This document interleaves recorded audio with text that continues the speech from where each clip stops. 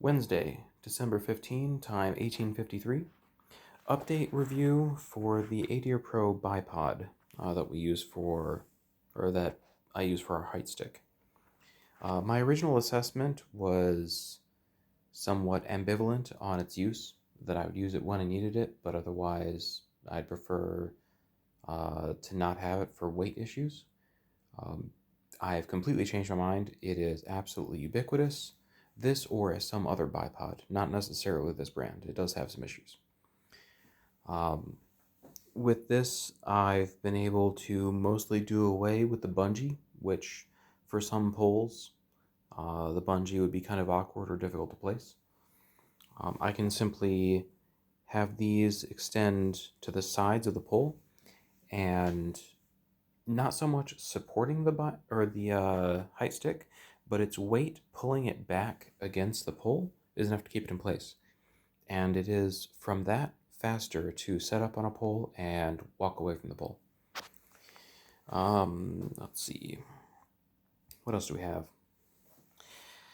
There are some quality issues with the bipod itself. So in my original review, I mentioned, I believe it's this one. Yeah, it's absolutely this one. I mentioned that inside there, you can see on the left side, there's that, I'm not sure if I need this, there's that Teflon washer. And on the right side, there isn't. This is the side that had the Teflon washer that was badly installed, and it was like partially hanging down here. This had probably been threaded through and pierced through part of the washer. It has since completely come out, but because of the thread locker they used, I cannot undo this to fix it and put in something else as a washer. Or rather, I'm unwilling to try harder than I have. I've tried putting an Allen key and loosening this, and I cannot. And I'm concerned if I put any more force on it than I have, I'm just going to shear this head off instead of actually undo it. If it gets to the point where this is unusable, I'll probably try it anyway if I know I'm going to trash the thing anyway and just replace it, just to see if the thread locker is such that it really can't be removed, or if I just need to start hitting it with a hammer. But yeah, that was a negative. It's wobbling around, carrying it. There's going to be more stress on that joint because it's free to move around, and this is going to fail sooner because of it.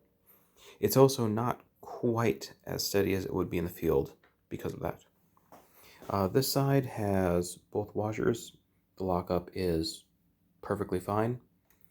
It has a moderately tight hinge right there, but I would consider that as pretty much perfect, right where I'd want it to be for general use. So we'll see how that holds up, and if that one starts breaking down too, or if it was just this one and the badly installed Teflon washer. Next, these extendable poles that just extend with this push. I've noticed that in the field, let's put this back up. I've noticed that sometimes in the field, this would just not lock, and it would do this on its own, or it would act as it was almost locking up.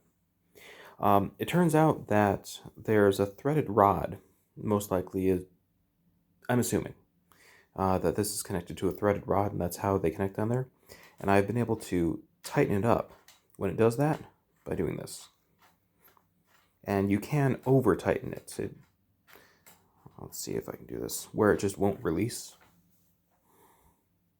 It's not quite there. Sufficing to say, I have overcorrected to the point where pressing this won't undo it, and then I just have to turn it the other way to correct. But if you notice that this stops locking, you can adjust it by rotating this. I believe the tightening is clockwise for these. Should be standard thread. Yeah, That would be standard threading clockwise for tightening. What else? I think that might be it.